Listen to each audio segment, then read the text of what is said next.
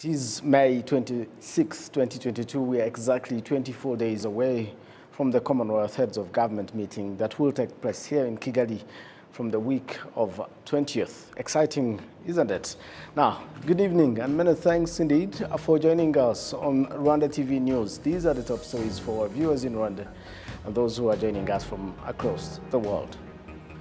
This Thursday, President Paul Kagame met with Olaf Scholz, the Chancellor of Germany, at the World Economic Forum in Davos.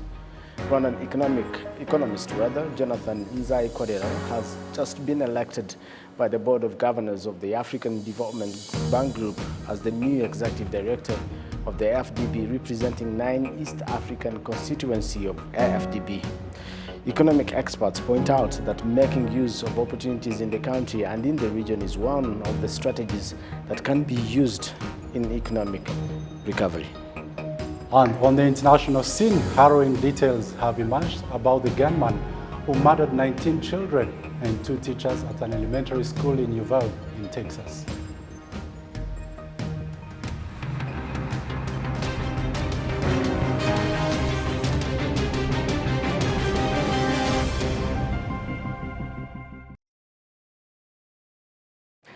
Well, it could be an ordinary Thursday for me, but it's a homecoming for my guest anchor right here, Jean-Claude Gaga. Most of you actually, when I was reading the comments on Twitter earlier on, you seem to know him, still remember him.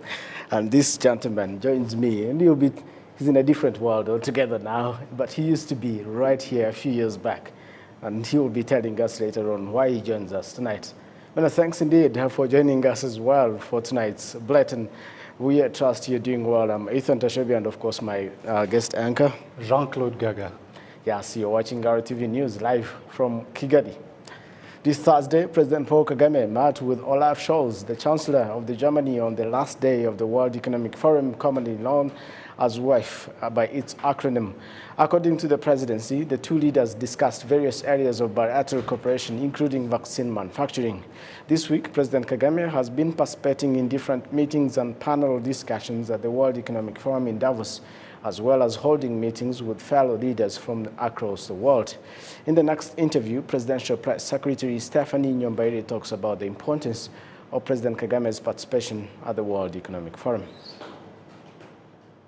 President Kagame is in Davos attending the World Economic Forum, where he participated in various panel discussions as well as met with various leaders from across the world.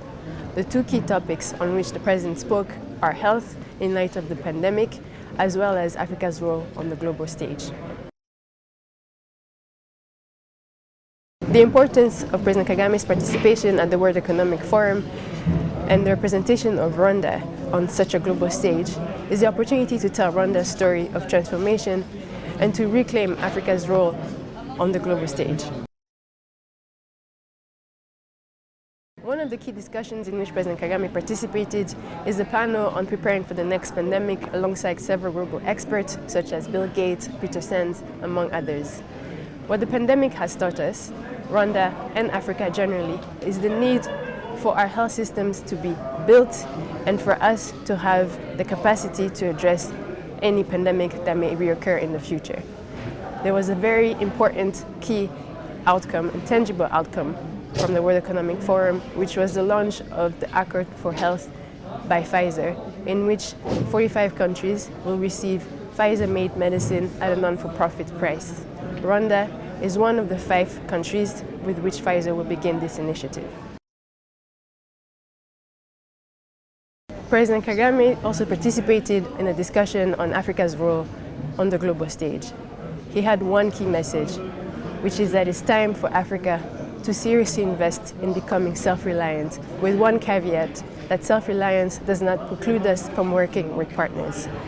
What the world has shown us with the pandemic and with the war in Ukraine is that Africa needs to be able to depend on itself to fulfill the needs of our citizens. Whether we're talking about health when it comes to vaccines, whether we're talking about food when it comes to supply of food to our markets, all of these things are things we are capable of doing on our own with the help of partners. One of the important aspects of the World Economic Forum is the opportunity for leaders to meet together and discuss ways in which countries can work together and further their cooperation. The president met with several leaders, the president of Colombia, the prime minister of Spain. He also met with the chancellor of Germany, where they discussed ongoing partnership between Rwanda and Germany in various fields, including the upcoming launch of the biotech manufacturing facility. President Kagame also met with various leaders in the private and public sector, such as Professor Klaus Schwab, who heads the World Economic Forum, and discussed ongoing partnership between Rwanda and the WEF, including the Center for the Fourth Industrial Revolution, which was recently launched in Rwanda. He also met with Gianni Infantino for a discussion on the importance of sports as key to economic development in Rwanda and on the continent. In all of these discussions, the key point is how to advance Rwanda's strategic interest, as well as the opportunities that exist within these relationships to better the lives of the citizens of Rwanda. Well, that's the Presidential Press Secretary Stephanie Nyombaire talking about President Kagame's engagements at the World Economic Forum in Davos. Well, this Thursday evening, First Lady Mrs. Jeanette Kagame dines alongside Dr. Jacques Massasko, a surgeon by profession and a serviceman who is in Rwanda with his family to raise more resources for surgical research and development and a scholarship fund for gifted surgeons. In her tweets, First Lady is quoted as saying that there is no better way to spend the evening than with the medical innovators and leading faces of business and entrepreneurship to serve the noble cause that is to support the support of the ICAD Africa Medical Center of Excellence. I beg your pardon, Rwandan economist Jonathan Nzai-Koreda has just been elected by the Board of Governors of the African Development Bank Group as the new executive director of the FDB, representing 9 East African constituency of FDB. During a phone interview with RBA, Jonathan Nzai-Koreda attributed his new appointment to the leadership of Rwanda and promised to give it his best, representing the region, but specifically Rwanda at the Continental Financial Body. Take a listen. I'm really happy. First of all, I'm grateful to the government of Rwanda, led by His Excellency Paul Kagame, President of the Republic of Rwanda, for having nominated as a candidate to represent the interests of the countries forming the constituents of Eastern Africa constituents. These are 9 countries. I will be representing them at the board of directors of the African Development Bank. Part of my focus is to push the interests of the bank, the countries I will be representing, in terms of advocating for more financing, knowledge and policy support, as well as pushing for more support to the private sector. I'm really grateful to the government of Rwanda for this trust. I understand it is a huge responsibility to push the interests of the countries that we will be representing, and I promise to be doing my best so that my country and other countries I will be representing can really benefit from the African Development Bank. Currently, our country is benefiting from the African Development Bank. Yes.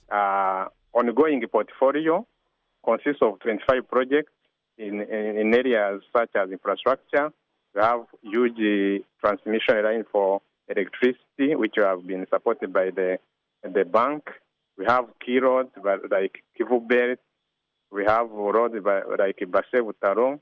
We have other projects in the water sector and human development sector, like Kigali Innovation Center, among others. These are projects, but I would say they are not enough. We need to push for more support to the private sector as we recover from COVID, and this will be my focus during my 3-year term as a body member representing my country. Well, you have it. That's Jonathan outlining key priorities of his appointment. In other news, health officials in Rwanda say a full transition from paper to electronic medical records is expected for all health facilities not later than 2024. Isabel Masozier has this report. Statistics from the Ministry of Health indicate that so far 90% of patients in Rwanda are being treated from home by community health workers and volunteers to dispensaries. Bimenyimana has been a community health worker for more than 5 years. Harabaza ari bakuru baje kwivuza malaria kubera ibimenyetso baba bagize. There's some old people who come here for treatment of malaria because of the symptoms they have, while others come to treat their children. We can examine about 6 months. Those who come for health care often have high fever. We get to check them, and in most cases we find they don't have malaria. Out of 12 people recently received, only 4 of them were suffering from malaria. Ariko nabonyemo 4 bari bayirwaye. Jean-Baptiste Byiringiro, a health digitalization specialist at the Ministry of Health, says that technology is needed for better service delivery. Mungu umujyanama yavura aracyakoresha impapuro. Currently, community health workers are still using paperwork, and in some cases, online technology is not yet available at health centers. We are forced to use paper to make access to patients' information easy and faster. For example, I might examine you and end up asking you questions someone else asked before, which is unnecessary. If there is a way the patient's medical history can be accessed, the doctors look at previous data before doing anything. Even for medicine, records help to determine the patient's condition depending on the person's medical history, and one does not need to repeat tests. According to the Ministry of Health, so far district, provincial and state hospitals are using online technology. Of the 513 hospitals in the country, more than 90 have no access to online technology. Mr. Zake Yakaremye, Permanent Secretary of the Rwanda Ministry of Health, highlighted the government's efforts towards ensuring technology transition that allows patient information to be integrated into what is called the One Citizen, One Record. Ubungubu turimo turakoresha systeme zigaragaza nyine amazina. We're currently trying to integrate the medical system with the ID system so that the individual ID will be used by different health facilities to access data. We started collecting information including new birth and death dates. This means one can get one ID that can be used anywhere at any time. So far, we have put a plan in place and at different stages of building the basic system, including a financial plan, and our timeline is 2024 for this to be fully realized. At all health centers, there will be no paperwork, only online technology will be used.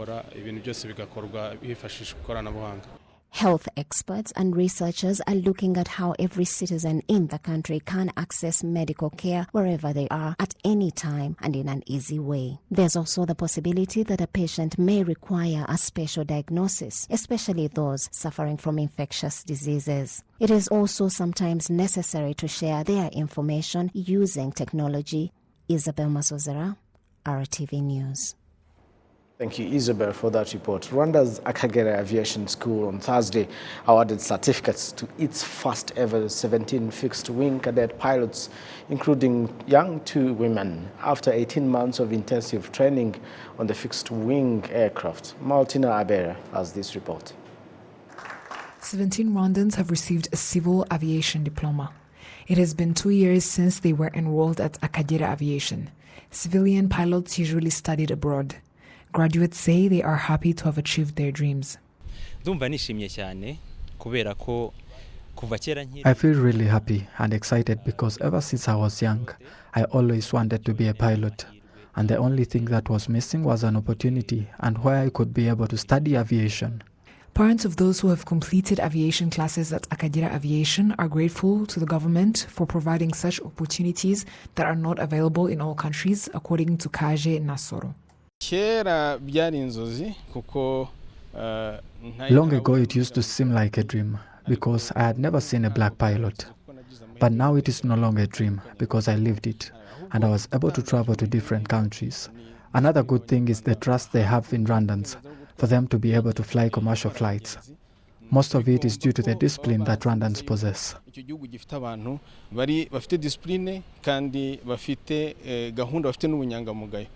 The Minister of State in the Ministry of Infrastructure, Uwase Patrice, says this is another step towards Rwanda's commitment to self-sufficiency in the work that would normally be done by foreigners.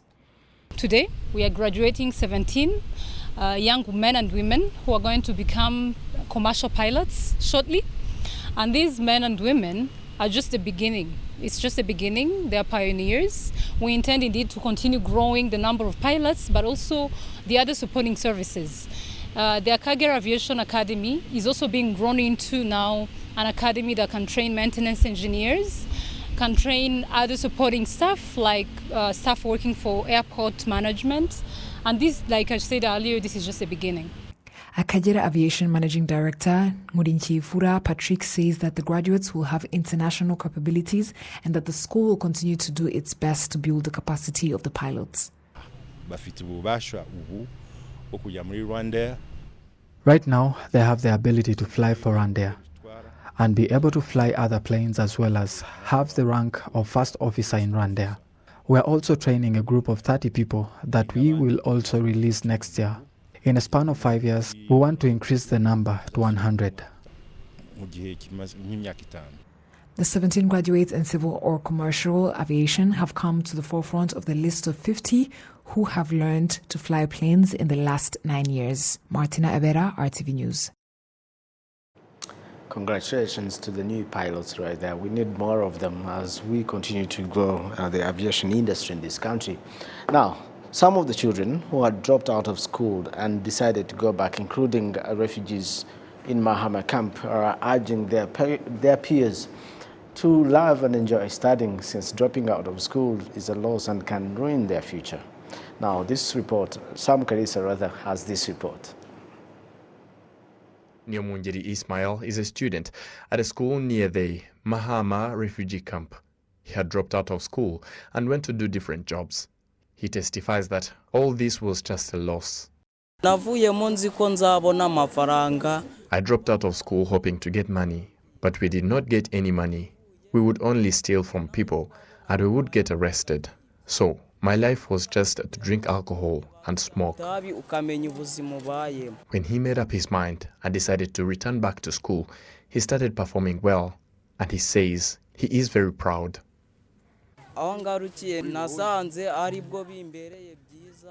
When I returned to school, things turned out to be better.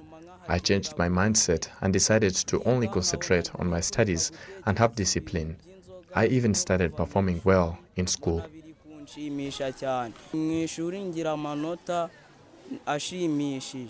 As part of the campaign organized by Rwanda in collaboration with the United Nations Children's Fund, UNICEF, in the area, students take time to encourage their fellows who dropped out of school to make their mind and return back.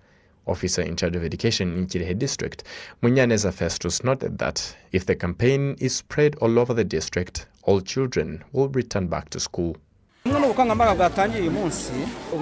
As the district administration, we are going to put more effort in this campaign. In the education department, we gather information on how many students dropped out of school so that we can do back-to-school campaigns. We will carry on with the campaign so that at least by the end of it, many students will have returned back to school. In Kirehe district, before the end of the second term, more than 900 students, including nursery, primary and secondary school students, some of whom are from the Mahamba refugee camp, had dropped out of school. However, more than 800 returned to school. In the camp alone, up to 2,000 dropped out of school out of more than 27,000 students studying in the Mahama camp and in the near schools. You are still watching RTV News, and I'm Jean-Claude Gaga, your guest anchor tonight. In other news, from today, mobile money transfers from one telecom to another. It will be possible thanks to a new electronic system known as eCash, whereby they'll be able to facilitate interoperable transactions between Airtel Money as well as MTN Mobile Money in Rwanda. Some of the users that we spoke to on the streets were happy about this ecosystem that we've created, and they had this to say about this new ecosystem that we've developed today. Now, indeed, now with this eCash, the Rwandan mobile money phone users and especially mobile money consumers will benefit from improved customer convenience, lower transaction costs, and increased value from the improved range of products and service through digital payments to transact seamlessly and with ease from anywhere, wherever they will be across the country. So from today on, indeed, Airtel Money and Momo Rwanda customers will be able to send and receive money to each other instantly with their respective wallets. Airtel Money Managing Director Jean-Claude Gaga joins me like you heard. He's also the former news anchor here and it's such an exciting time, actually. I don't know how to react to this. You can see this is the guy we used to watch when we were still in high school, and then he's here, and I'm the one hosting him. 13 years ago it was, huh? 2009. 2009. I was just finishing my high school. Oh, really? Very good to see you. It's a pleasure to be here. Thank you so much indeed. First of all, before we go to eCash, I want to take you back 13 years ago. How was it compared to what you just saw today? Very analog. We did not have such all the high-tech digital infrastructure that you have all around, but at least we were able to use what we had at our disposal, and we're able to pull up, the kind of shows that I believe you have a good memory about, i.e., the breakfast show, and mostly, of course, several other that I used to anchor. Well, I mean, I enjoyed watching news back then because I'll be honest with you, I always wanted to be here. And it's such a dream come true, and I'm sure you miss being here, don't you?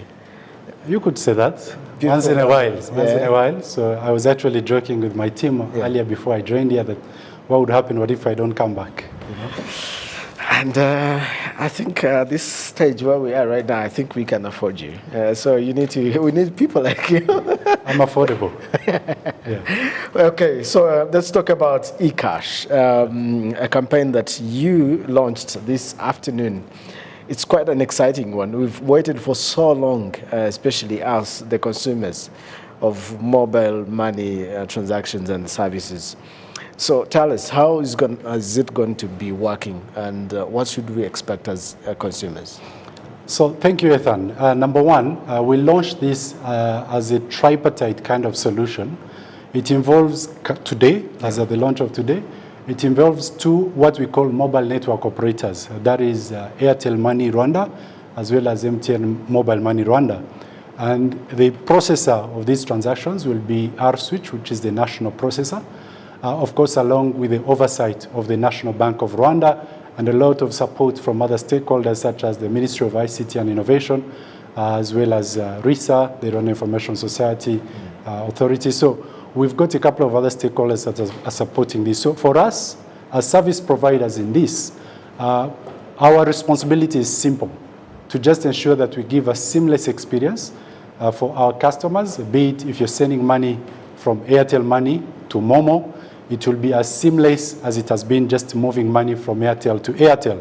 So what will happen for you as a user, Ethan, you'll get on your Airtel Money account, you dial star 182 star 11 hash. This is the very first transaction or action you need to make on your phone to be eligible to start participating here. Star 182 star 11 hash. This will prompt you to accept the terms and conditions. The terms and conditions simply speak to a new regulation in place, which wants to empower consumers to be able to share their information with the service providers. So once you do that, you'll enter your PIN and you immediately be eligible to start using the service. That is for you as Ethan. Now, should you want to send Gaga money on the other side, you will definitely ask Gaga to ensure to do the same.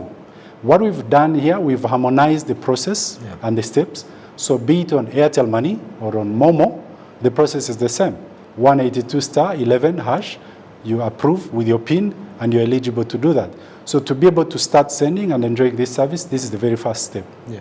After doing that, then you'll be able to send money. Sending money is a simple process as well, as simple as star 182 star 1 star 2 star the phone number that you want to send money to, star the amount, and then you put your hash or the pound, and then you enter your PIN and you'll be able to transact. So the beauty about this is it is very seamless, it is instant, and it just moves the same way it has been moving on what we call on-net, while this is what we call off-net.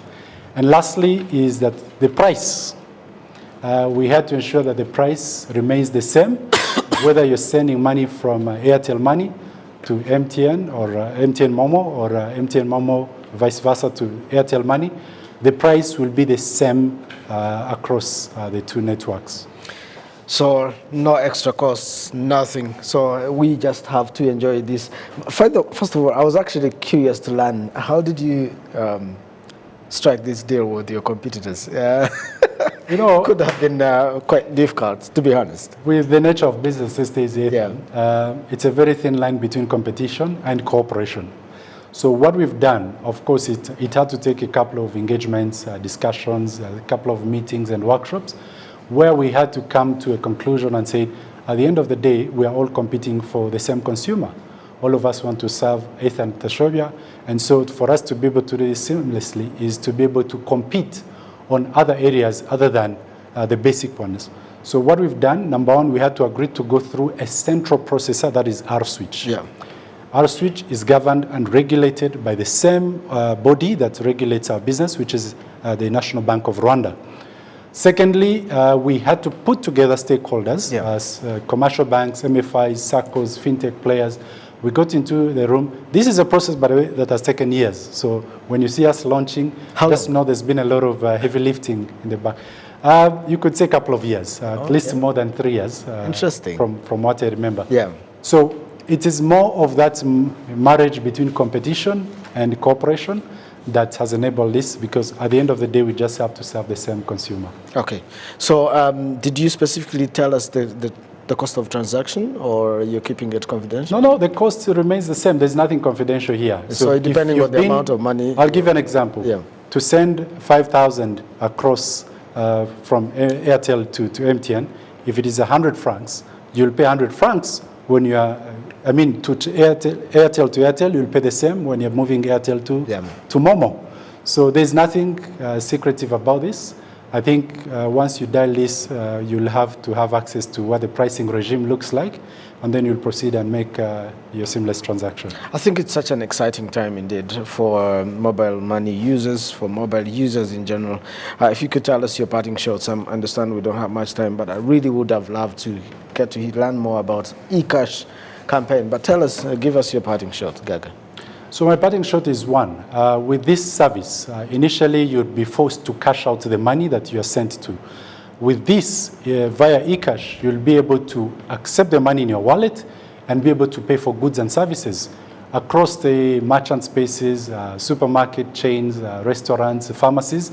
You just walk in and ask for their Airtel Money code, and you're able to make your payments. Whether the money came from an Airtel Money consumer or from a Momo consumer, you'll be able to use this money to pay for these goods and services. So let's all embrace this cashless journey that I believe government has been making a lot of efforts to push us into, and see how we can make Rwanda a better cash-light economy.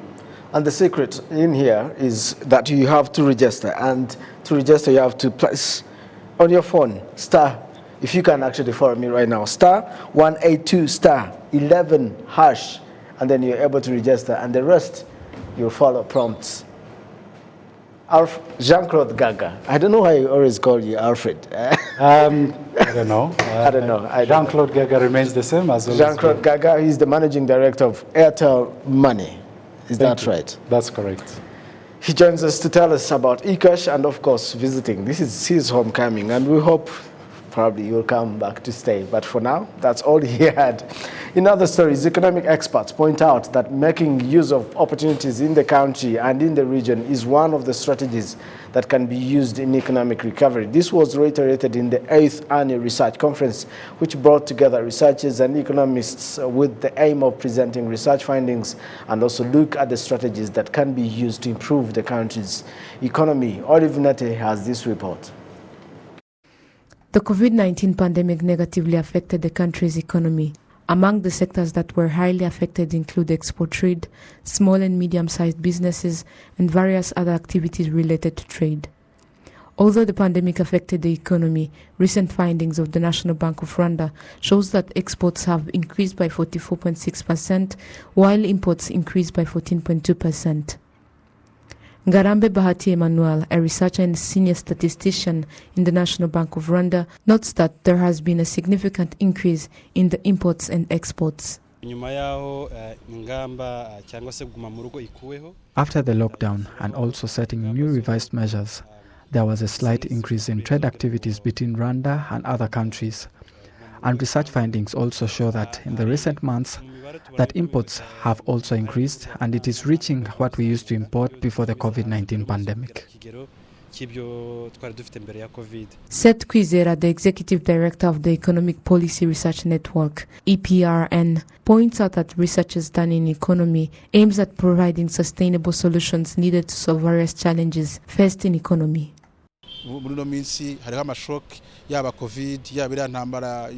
Recently, there are different shocks that hinder the economy, be it COVID-19 or even the war between Russia and Ukraine. And this research that we do aims at addressing those shocks and challenges faced by the country in economy and what can be done. And the government is doing various things to support businesses in recovery. The government set the first recovery fund, and it has also initiated the second recovery fund to support businesses. But self-employed people can also contribute to the recovery of the economy, like if I made savings, what should I change in the way I used to work, or even find new markets for products. It may be possible that during COVID, the markets you are working with have also been affected, and you can look at new markets that are beneficial to you. Dr. Claudine Uwera, the Minister of State in charge of economic planning, notes that among the strategies that can be used in economic recovery include making use of opportunities found in the country and those found in the region. Among the strategies that can be used in economic recovery include, first, to learn from lessons learned during the pandemic. Secondly, how can we make use of what we have? Because during the pandemic, we learned that being self-reliant is key, because there may be various challenges in imports while you're not prepared. Self-reliance is very important. And the third is making use of opportunities that are in the country and even in the region. What we call even South-to-South cooperation is really important, because when the countries in the region have various opportunities, we can also benefit from those opportunities easily without going to other countries. This is the 8th annual research conference, bringing together researchers and economists from various economic sectors with the theme The COVID-19 Pandemic in Perspective, Policies to Accelerate Economic Recovery for the Rwandan and Regional Economy, and it will last 2 days. Olive Nete, RTV News. Well, my time is fast spent. On behalf of the entire news production team, we appreciate your company tonight. Until next time, I'm Ethan Tashibia. Bye for now.